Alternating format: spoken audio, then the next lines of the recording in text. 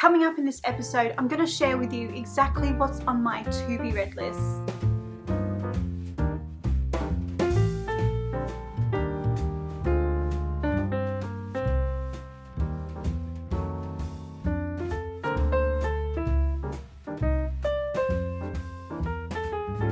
During the month of August, I decided to devote much of my time to preparing my debut crime thriller novel, Missing, for publication. So that meant revising my 4th draft and preparing the manuscript for editing. I hope I'm able to edit this out, but you probably might hear a bit of traffic driving past. I am trying to talk between cars, but it's proving to be a bit of an issue at the moment. And there's also someone outside digging in the road or something. I don't know what they're doing, but they're digging. So far, I'm 8 books behind schedule. In light of this, my TBR list for October is going to feel a little ambitious because I need to catch up on those 8 books and then read the number of books I need to read for October to stay on schedule and meet my 40 books read by the end of the year. And if you're curious about how I managed to get so far behind on my reading goal and my plans to catch up, I have a video on my YouTube channel, and I'll put a link to that in the show notes of your favorite podcasting app.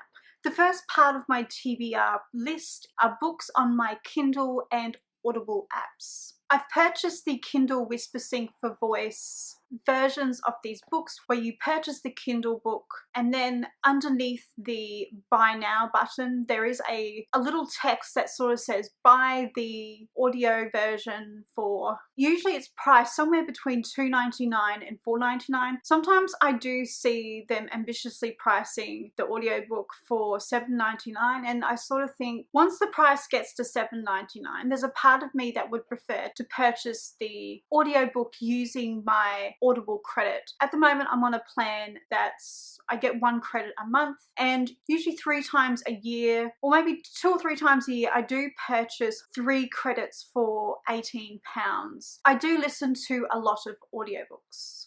The first 3 books in this list are actually within the archaeological thriller genre. Unfortunately, there isn't an archaeological thriller genre or category on Amazon. So the way I found these books is obviously via searching archaeological thrillers, or if you go to literature and fiction, and underneath that there should be an action and adventure subcategory, and usually these books are heaped within this category. I sort of don't like this because I do have a strong preference to characters who have an archaeological background over characters who are former spies, because I find those books so far away from reality. Not that I have an experience of being a spy or anything, but I just sort of find the characters a little bit two-dimensional. Like they're just like this gunslinging hero that sort of comes into town, kills this two-dimensional pure evil bad guy and then leaves. The exception to this is there's a series by Mark Dawson, and it's called, I think it's just called John Milton Thrillers, and I do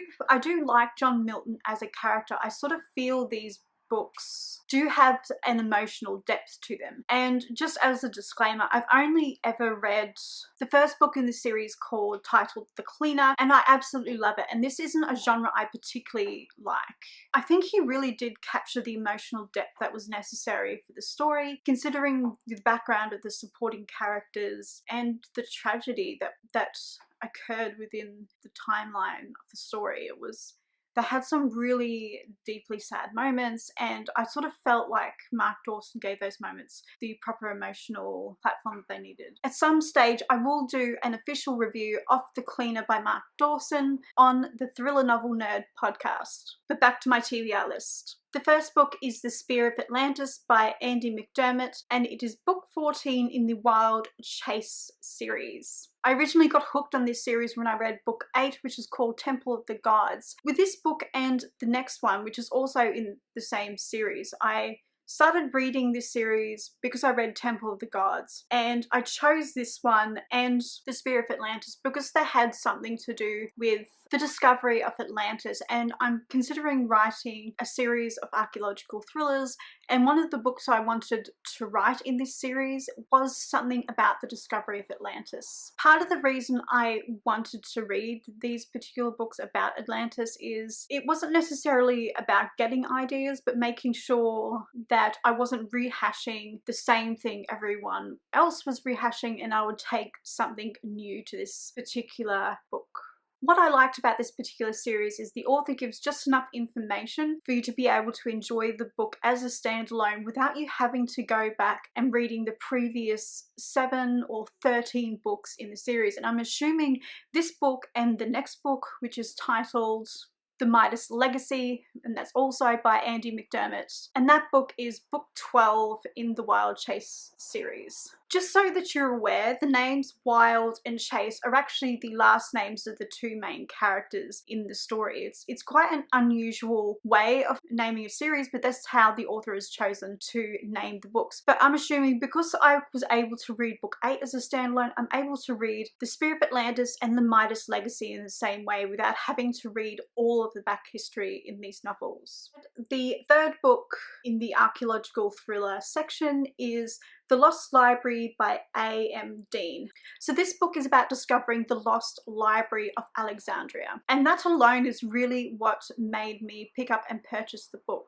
The Lost Library might also be a part of the series because there is a second book featuring the protagonist, Dr. Emily Weiss, I think. I'm not 100% sure of her last name. I will put it up as a little subtitle on the screen once I figure it out in post-production. And if you're listening to this via the podcast, I will put all the information about these books, including affiliate links to these books on Amazon, in the show notes in your favorite podcasting app or in the YouTube description. The reason why I'm saying there might be a second book in the Lost Library series, or it might actually become a series, is because there is that second book, but the author seems to be taking his time publishing books, and I get it, books do take a long time to write, edit and produce, and I get that, but there's a part of me that's a little bit nervous that I'm going to get really hooked on this and then there's going to be no more books after the second one for me to read, which is a tragedy. Well, I think that's a tragedy anyway. These next two books, books 4 and 5, are within the cozy mystery genre. This is just another fun genre that I love to read because it's light, it's usually light-hearted, but at the same time there is a case or a murder, usually a murder to solve. Even though it's free of violence, blood, gore and sex, it's still intriguing and just an all-round fun read, and usually these books are a little on the shorter side, but that's fine, it means I can read more of them. The audiobooks for these particular two cozy mystery novels are about 5 hours in length. So just to give you a bit of perspective, The Spear of Atlantis is almost 13 hours. I guess it's a genre thing. These two books are by no means short stories, these two cozy mysteries, but they are long novellas or shorter novels.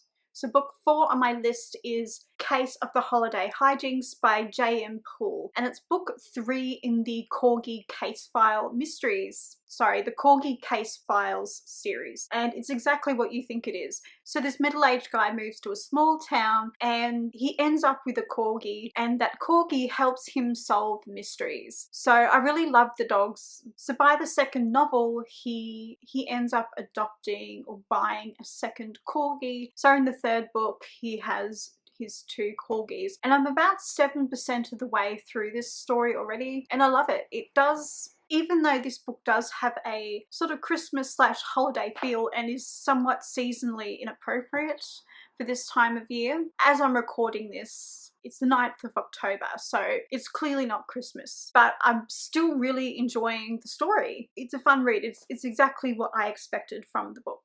The 5th book in the series is Case of the Pilfered Pooches, and again it's by J.M. Poole. I discovered this series by J.M. Poole by listening to the Science Fiction and Fantasy Marketing podcast. The authors who host this podcast are Lindsay Barocca, Joe Allo, and Jeffrey Poole. They all write within the science fiction and fantasy genres. The thing with having a podcast of that nature, it's hard to talk about how to market a book without actually mentioning how you market your own books, because honestly that's generally the best advice. Figuring out what other authors do and what works for them and what doesn't and why. But that's how I discovered this series. I got super curious and I read the first book in the series, which I can't remember. I'll put the title of that in the show notes and in the YouTube description box. Yes, I'm addicted to reading about these adorable little hounds and their adventures in crime solving. These next 4 books that I have on my TBR list are books that I want to read if I have the time. Like if I reach the end of October and I've still got more reading time, then I will be diving into these books. So some of these books I've actually purchased the physical book, whether it's a paperback or hardback, and then I've gone on to purchase the audiobook. The reason why I'm purchasing 2 versions of the same book is I have tried taking physical books along with me, but what happens is usually the pages get damaged or the corner of the books get damaged in the case of paperbacks, and usually with the hardback novels the pages also get dog-eared as well. And I'm a huge lover of books, as you can see. If you're watching the YouTube channel, you can see that I've got these beautiful bookcases behind me and they're jam-packed full of books and games. So I'm a bit of a bibliophile. I've got a book problem and I think books are beautiful and I want to keep my books in great condition. That's why I tend to carry the audiobook around with me. I honestly don't want to destroy these beautiful books that I have, which is why I purchased the audiobook. So when I'm traveling or when I go out or if I'm doing chores around the house, usually I will listen to the audiobook. And when I have time to read the physical books, I will simply figure out where I'm at in the audiobook by flipping to that page or that chapter in the physical book, and I'll continue reading. I tend to read an entire chapter at a time. This is just easier to figure out where I'm at because I'm reading 2 versions of the same book at the same time. I hope that makes sense and it's not too confusing.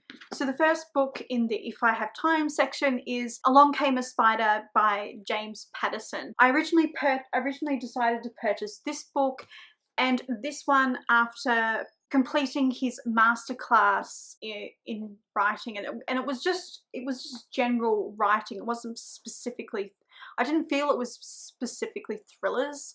And what got me onto this particular book, which is the first in the Alex Cross series, is he mentions in the masterclass that this book has an ambiguous ending, and he sort of hinted at the type of ending that it was, and I was a little curious, so I picked this up at the Waterstones in Piccadilly Circus. Kiss the Girls, I picked up this particular book while I was in Brisbane visiting my family with Roland, and this book, it costed me $19.99 Australian dollars, that's including taxes. And this is part of the problem with reading and growing up in Australia. As a child I did a lot of reading, but as a teenager and a young adult I didn't, and it was purely because the books were so high, and because I'm as old as the dinosaurs, they didn't have Kindles, it was just paperbacks and physical books. They didn't have audios, they had audio CDs, but it was just reading is very expensive in Australia.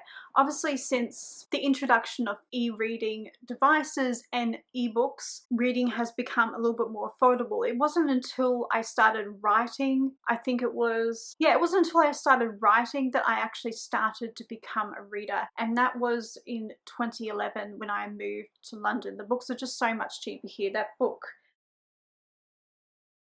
if you take a look at the ISBN barcode at the back of Kiss the Girls, you will see that this book costs $7.99 in the UK.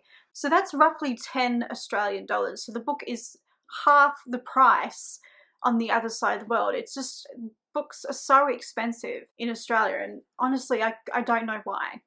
The third book in the And If I Have Time section is called The Hanging Tree by Ben Aaronovitch, and this is the 6th book in the Peter Grant / Rivers of London series. Just a disclaimer, with this book I used to work for Orion Publishing, and this particular author is published by Gollancz, and that is a subsidiary of Orion Publishing. When I worked for Orion, one day someone sent a staff email to say that this particular author was in the building, and it was at the time when he released the 3rd book in this particular series. So I turned up to the author signing event and I got the first 2 books in this series in paperback, and the 3rd book, which was only available in hardback at the time, all signed and for free. And that was in 2012. When I returned to London in 2014, I started purchasing these books with my own money as they were published. And I also had the paperback comics in this series as well. This book isn't a thriller, but it does sit within the urban fantasy genre, and it is a police procedural, which is why I've included this series. It is a little bit cross-genre, but it's something that I really love. The protagonist in this series, his name's PC Peter Grant. He's a new recruit to the police force. He's just finished his training and he gets assigned to this special secret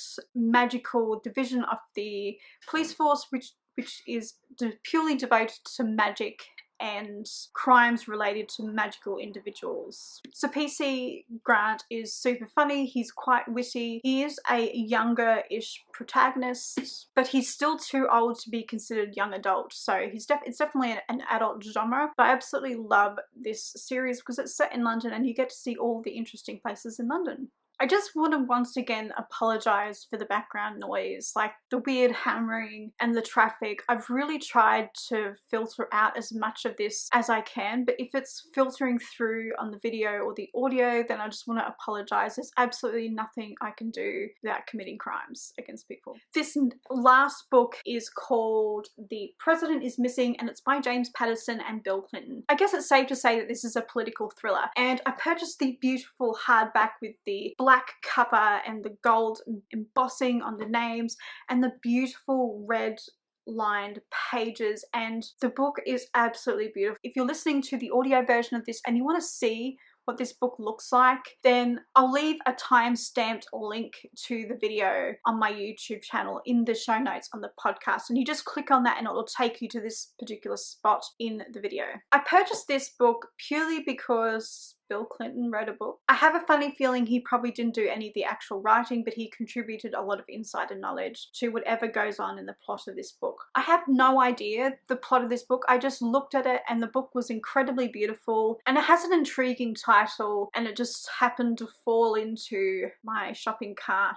in Waterstones. So that concludes my first ever What's on my TBR list. If you like this video, then give it a thumbs up, and if you're new to my channel, then hit the subscribe button, and if you want to be notified about more videos just like this, then click the bell icon. Thanks for watching, and I'll see you in my next video.